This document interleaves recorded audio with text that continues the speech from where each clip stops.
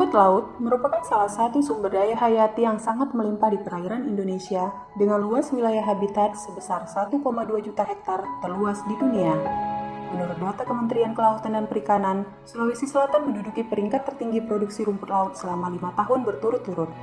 Oleh karena itu, Wageningen University bersama Jasuda dan Universitas Hasanuddin berkolaborasi melakukan penelitian uji coba on-farm budidaya rumput laut jenis Cottony dengan tujuan mengetahui pertumbuhan dan perkembangan rumput laut melalui 4 perlakuan berat bibit yang bervariasi. Penelitian ini dilakukan pada 2 lokasi di Kabupaten Takalar, Sulawesi Selatan, yaitu tepatnya di Desa Ujung Baji dan Desa Aing Batu-Batu yang berjarak sekitar 28 km.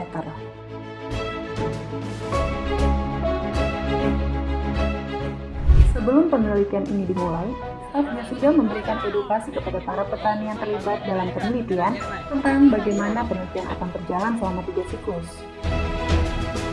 Petani yang terlibat diberikan ruang untuk menyampaikan mengapa mereka tertarik dalam penelitian ini. Ternyata mereka sangat antusias dan penelitian ini akan sangat bermanfaat karena di dalamnya selalu terdapat improvisasi ilmu yang dapat diterapkan pada sistem budidaya rumput laut mereka untuk kedepannya. Tim Jasuda memulai kegiatan ini dengan melakukan pengukuran dan pemotongan tali sesuai anjuran penelitian. Untuk memudahkan tim peneliti dalam mengenali berat bibit, kami memberi tanda berupa pita berwarna pada tali percobaan. Pemberian tanda pada tali percobaan dilakukan sebanyak 6 kali untuk 10 titik atau cincin dalam satu tarikan tali percobaan.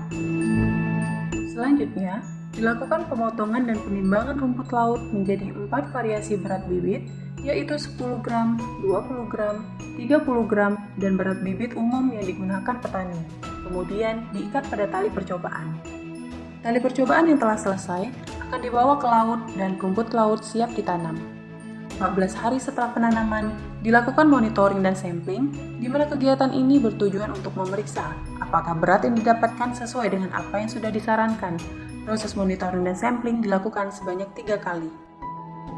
Selama masa pertumbuhan, petani akan rutin melakukan pemeliharaan untuk menghindari kerusakan pada pertumbuhan rumput laut. Kerusakan yang biasa terjadi adalah serangan hama dan penyakit, pertumbuhan yang terhambat, kerusakan konstruksi tanam akibat aktivitas di sekitar petak pertanaman, hingga kerusakan fisiologis lainnya. Selain pemeliharaan rutin oleh petani, setiap 14 hari tim Jasuda melakukan monitoring pertumbuhan bibit rumput laut dan kemudian memetik setiap 10 titik sebagai sampel yang kemudian ditimbang untuk mendapatkan data penelitian yang dibutuhkan. 45 hari setelah proses monitoring dan sampling, tali percobaan dipanen untuk mendapatkan data akhir pada penelitian tersebut. Proses panen selesai, tim Jasuda kembali melakukan siklus selanjutnya dengan mengulang kegiatan yang sama seperti di siklus pertama, yaitu melakukan pemotongan bibit rumput laut, penimbangan bibit, hingga pengikatan bibit pada tali percobaan lalu kembali ditanam ke laut. Setelah masuk masa panen siklus kedua, rumput laut kembali melakukan siklus ketiga atau merupakan siklus akhir penelitian. Sama seperti siklus sebelumnya, dilakukan pemotongan bibit rumput laut, penimbangan, hingga pengikatan dan penanaman di petak percobaan. 45 hari berikutnya, tim Jasuda melakukan pemanenan akhir dan dilakukan penimbangan. Data dari penimbangan yang telah didapatkan akan dianalisis oleh tim Jasuda hingga berbentuk laporan perkembangan hasil uji coba penelitian. Workshop yang diadakan pada 8 Desember 2023 di Patani, Kabupaten Takalar, dihadiri oleh tim Jasuda, Wageningen University and Research, Universitas Hasanuddin, serta para petani yang terlibat dalam penelitian. Workshop ini dibuka oleh sambutan dari ketiga lembaga. Kemudian dilanjutkan dengan sharing pengalaman petani yang berpartisipasi, pemaparan hasil penelitian, penayangan film dokumenter,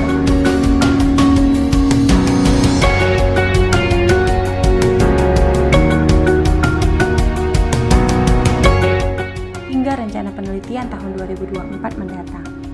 Selama penelitian berlangsung, salah seorang petani mengatakan bahwa penelitian ini sangat bermanfaat baginya karena menjadi ilmu baru bagi sistem budidayanya.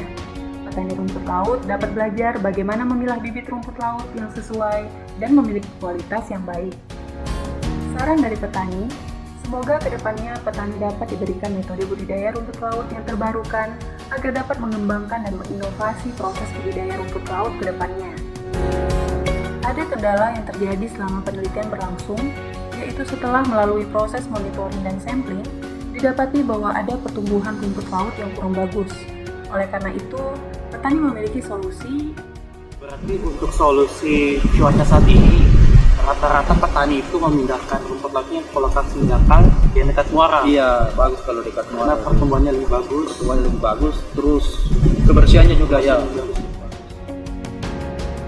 Penelitian yang berjalan dari bulan Mei hingga Oktober 2023 telah selesai. Dengan adanya penelitian ini, diharapkan dapat menjadi inovasi dan semangat baru bagi para petani rumput laut. Terima kasih kami ucapkan kepada para petani yang berpartisipasi pada penelitian ini.